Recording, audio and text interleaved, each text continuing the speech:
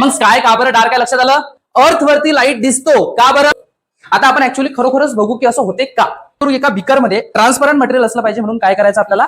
आणि हा पकडला लाईट, हा गेला याच्या आतमध्ये. मधात लाईट दिसत आहे का सांगा मला. दिसत आहे का. म्हणजे इथं स्कॅटरिंग होत आहे का. स्कॅटरिंग होत नाहीये. मग आपण काय करू माहिती आहे का, ह्याच्यामध्ये थोडीशी इम्प्युरिटी ऍड करू. मग त्यासाठी मी काय घेतलेलं आहे, मिल्क. एक थेंब, 2 थेंब, 3 थेंब.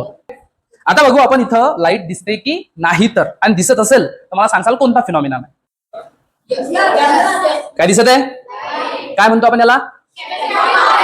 का बरं दिसत आहे मला लाईट याच्यामध्ये सांगा बरं आता. कारण त्याच्या आतमध्ये कोणात मिल्कचे. म्हणजे याचा मिनिंग काय आहे. आपण जर स्पेस बघितलं तर स्पेस मध्ये कोणता कलर दिसते का. काय असते तिथे डार्क असते, ब्लॅक असते पूर्ण.